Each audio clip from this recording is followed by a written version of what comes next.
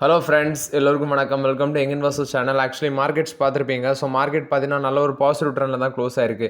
Nifty 50 104 points பாசிட்டிவில் close ஆயிருக்கு. 24,973 பாயிண்ட்ஸில் க்ளோஸ் ஆயிருக்கு.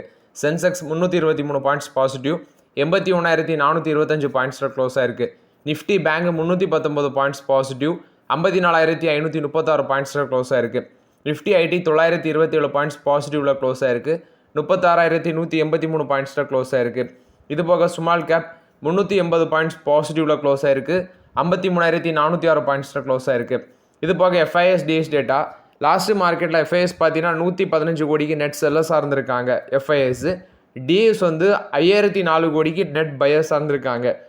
எஃப்ஐஎஸ் 115 கோடிக்கு நெட் செல்லர்ஸ் சார்ந்திருக்காங்க. பட் டிஎஸ் 5,004 கோடிக்கு நெட் பையர்ஸ் சார்ந்திருக்காங்க. ஸோ லாஸ்ட் வீடியோவில் பார்த்தீங்கன்னா அப்டேட் பண்ணது இந்த கிட்டாச்சி எனர்ஜி இந்தியா 5 இயர்ஸில் வந்து பார்த்தீங்கன்னா நல்ல ஒரு ரிட்டர்ன்ஸ் கொடுத்துருக்கு 2020. அது பார்த்தீங்கன்னா 15 ரூபாலேருந்து இப்போ 19,000 ரூபா சம்திங்கில் ட்ரேட் ஆகிட்டு இருக்குன்னு சொல்லி. பட் அது மிண்டில் வந்து ஆர்டிக்கலை தான் பார்த்தீங்கன்னா நான் வந்து மென்ஷன் பண்ணேன். பட் நான் பண்ண தப்பு, அந்த மிண்டில் உள்ள ஆர்டிக்கலை போட்டிருக்கணும். நான் வந்து அந்த ஷேர் ப்ரைஸ் டேஷ்போர்டை போட்டதுனால நிறைய பேர் என்கிட்ட கொஸ்டின் கேட்குறீங்க. ஸோ அந்த பங்கை நான் ட்ராக் பண்ணுறது கிடையாது. பட் மிண்டில் வந்து ஆர்டிக்கலை தான் நான் வந்து ஷேர் பண்ணேன். ஸோ அதை வந்து நான் உங்கள்கிட்ட ஷேர் பண்ணிடுறேன். மேபி மிண்டில் வந்து மிஸ்டேக் இருக்கும்னு நினைக்கிறேன். ஃபஸ்ட்டு பார்த்தீங்கன்னா ஜேஎல்ஆரில் அந்த சைபர் இன்சிடென்ட்ஸ் குறிப்பாட்டு பார்த்தீங்கன்னா சைபர் அட்டாக் நடந்துச்சு. ஜேஎல்ஆரில் ப்ரொடக்ஷனை ஸ்டாப் பண்ணியிருக்காங்க. சேல்ஸ் ரெஜிஸ்ட்ரேஷன் அஃபெக்ட் ஆயிருக்கு செப்டம்பர் 1 நம்ம பார்த்துட்டு இருக்கிறோம். ஸோ இது மட்டும் இல்லாமல் சில காண்டாக்ட் இண்டிவிஜுவல்ஸோட காண்டாக்ட் டேட்டா வந்து பார்த்தீங்கன்னா அஃபெக்ட் ஆயிருக்கலாம் அப்படின்னு சொல்கிறாங்க இந்த சைபர் இன்சிடென்ட்னால. ஸோ என்ன நடந்துச்சுன்னு தெரில. பட் ஆக்சுவலி அவங்க கைவசம் பார்த்தீங்கன்னா டெக்னாலஜி அவங்க தான் வச்சுருக்காங்க. இந்தியாவில் பெரிய ஐடி கம்பெனியே அவங்க கைவசம் தான் இருக்குது. டிசிஎஸ், இது போக டாடா எல்க்ஸி, டாடா டெக்னாலஜிஸ், பல ஐடி செக்டார் அவங்க வச்சுருக்கிறாங்க. இவ்வளோ நாளையும் பார்த்தீங்கன்னா அந்த பிரச்சனை இன்னும் தீர்க்காமல் இருக்கிறாங்க. ஸோ இது போக அவங்களோட சில டேட்டாவும் டிஸ்கிரப்ட் ஆயிருக்கு அப்படின்னு சொல்லி வந்திருக்குது. டிஸ்டர்ப்ட் ஆயிருக்குன்னு சொல்லியிருக்கிறாங்க. ஸோ என்ன நடக்குதுன்னு பொறுத்திருந்து பார்க்கலாம். ஸோ ஸ்டில் வந்து பார்த்தீங்கன்னா அந்த பிரச்சனை வந்து இன்னும் முடியலை போல். நெக்ஸ்ட் பார்த்தீங்கன்னா பராக் பாரிக் ஃப்ளெக்ஸி கேப் ஃபண்ட் வந்து ஐடிசி மாதிரி ஒரு 9 ஸ்டாக்ஸில் வந்து ஐடிசி உட்பட ஒரு 9 ஸ்டாக்ஸில் ஸ்டேக்கை இன்க்ரீஸ் பண்ணியிருக்கிறதாட்டு சொல்லியிருக்காங்க. இது போக சில ஸ்டாக்ஸில் வந்து ஸ்டேக்கை ரைஸ் பண்ணியிருக்கிறாங்க. ஐடிசியில் மட்டுமே 72.48 லேக் ஷேர் வந்து வாங்கியிருக்கிறாங்க. இப்போ ஐடிசியில் அவங்களோட டோட்டல் வேல்யூ 12.94 crore ஷேராக இருக்குது. ஸோ ஜூலையை கம்பேர் பண்ணும்போது ஆகஸ்ட்டில் பார்த்தீங்கன்னா அதிகரிச்சிருக்குது. ஏன்னா ஜூலையில் 12.21 crore இருந்தது, இப்போ 12.94 crore ஆட்டி இன்க்ரீஸ் ஆயிருக்கு. இது போக ஹெச்டிஎஃப்சி பேங்க்கில் 5.09 crore ஷேர் ஆட்டு வாங்கியிருக்கிறாங்க இந்த மாதத்தில்.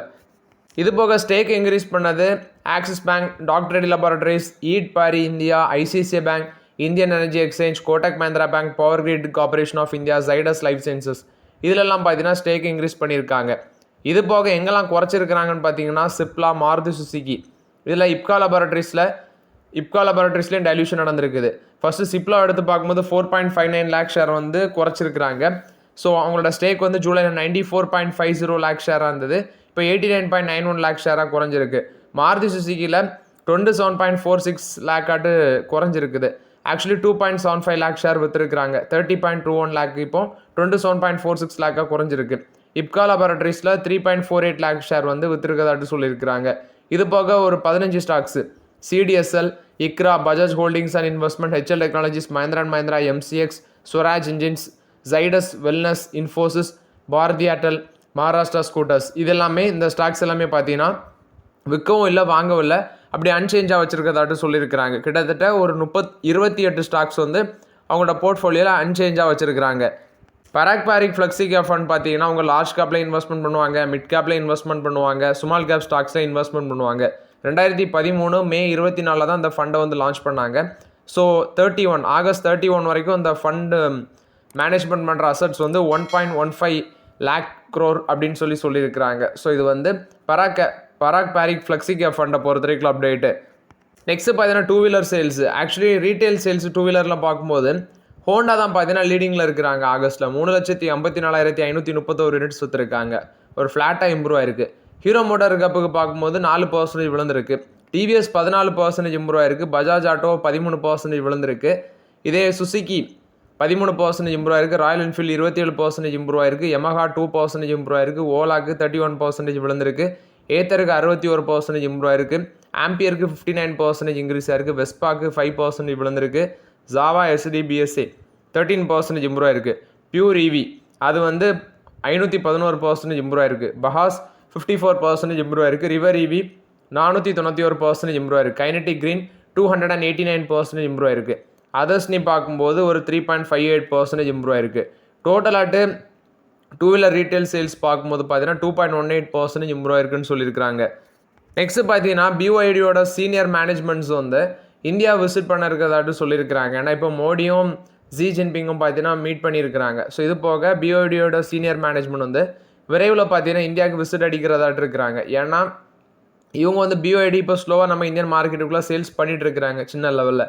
ஸோ மேபி பிளான்டு கூட போடலாம். ஏன்னா இந்தியாங்கிறது பார்த்தீங்கன்னா பெரிய மார்க்கெட்டு.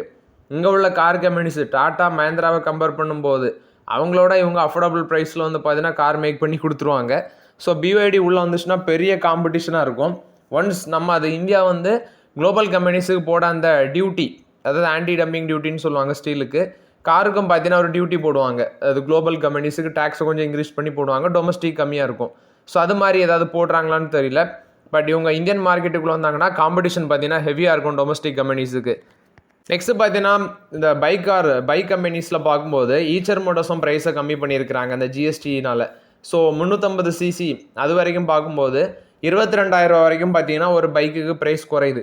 ஹீரோ மோட்டருக்கு அப்போ வந்து 16,000 ரூபா வரைக்கும் ஒரு பைக்குக்கு ப்ரைஸை கம்மி பண்ணியிருக்கிறாங்க. ஸோ ஜிஎஸ்டி ரிடக்ஷனுக்கு அப்புறம். ஸோ வந்து செப்டம்பர் 22 அப்புறம் பைக் வாங்குறவங்க பைக் வாங்குங்க, கார் வாங்குறவங்க கார் வாங்குங்க. நெக்ஸ்ட்டு பார்த்தீங்கன்னா கோத்ரேஜ் ப்ராப்பர்ட்டிஸுக்கும் ப்ராஜெக்ட் அந்தமான் அப்படிங்கிற அன்னதானம் அப்படிங்கிற ஒரு ப்ராஜெக்ட் பண்ணுறதுல கோத்ரேஜ் ப்ராப்பர்ட்டிஸும் கோல்டு பிரிக்ஸ் இன்ஃப்ராஸ்ட்ரக்சர் அப்படிங்கிற கம்பெனி ஒரு ப்ராஜெக்ட் பண்ணுறதுல அன்னதானம் அப்படிங்கிற ஒரு ப்ராஜெக்ட் நாக்பூரில் பண்ணுறதுக்கு அவங்க 2 இடத்துக்குள்ளே ஏதோ பிரச்சனை போய்ட்டு இருந்திருக்கு. கோல்டு பிரிக்ஸ் இன்ஃப்ராஸ்ட்ரக்சர் பார்த்தீங்கன்னா கோத்ரேஜ் ப்ராப்பர்ட்டிஸுக்கு எகென்ஸ்டாட்டு ஒரு கேஸை போட்டுவிட்டாங்க. ஸோ இந்த ஆர்பிட்ரேஷன் வந்து என்னன்னா 1366 கோடி இவங்க Godrej properties gold bricks infrastructure எங்களுக்கு தரணும் அப்படின்னு சொல்லி. ஆக்சுவலி சம் லீகல் அட்வைசஸ் எல்லாமே பாம்பே ஹைகோர்ட்டில் போய்ட்டு இருக்குது. ஸோ இது போக பார்த்தீங்கன்னா இன்றைக்கி ப்ரொசீஜிங்ஸ் எப்படி வந்துச்சுன்னா கோத்ரேஜ் ப்ராப்பர்ட்டிஸ் கோல்டு பிரிக்ஸ் இன்ஃப்ராஸ்ட்ரக்சருக்கு 240.8 crores வந்து கொடுக்கணும் அப்படின்னு சொல்லியிருக்காங்க. அதாவது அவங்க கிளைம் பண்ணது 1366 கோடி. ஆனால் அவ்வளோ கொடுக்காம பார்ஷியலி கொஞ்சம் கொடுங்க அப்படின்னு சொல்லி கோர்ட் சொல்லியிருக்கு. ஆனால் இது எப்படி வரும்னு தெரில. கோத்ரேஜ் ப்ராப்பர்ட்டிஸ் பார்த்தீங்கன்னா சேலஞ்ச் பண்ணி கோர்ட்டுக்கு தான் போக சான்ஸ் இருக்குது. அவங்க பே பண்ண மாட்டாங்கன்னு தான் அப்டேட் வந்துருக்குது. ஸோ இது கோத்ரேஜ் ப்ராப்பர்ட்டிஸை பொறுத்த வரைக்கும் அப்டேட்டு.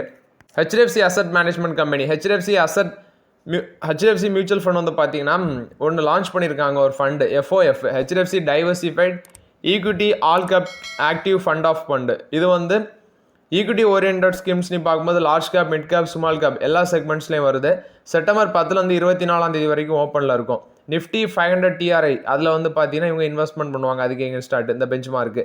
ஸோ மினிமம் இன்வெஸ்ட்மெண்ட் இந்த என்எஃப்ஓக்கு 100 ரூபா இருந்தாலே நீங்கள் பண்ணலாம்.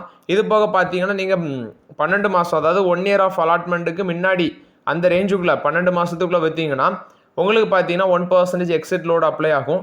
அதே நீங்கள் வந்து 12 மாதத்துக்கு அப்புறம் எக்ஸிட் பண்ணிங்கன்னா உங்களுக்கு எக்ஸிட் லோட் கிடையாது. இது வந்து ஹெச்டிஎஃப்சி அசட் மேனேஜ்மெண்ட் கம்பெனி கொடுத்த அப்டேட்டு.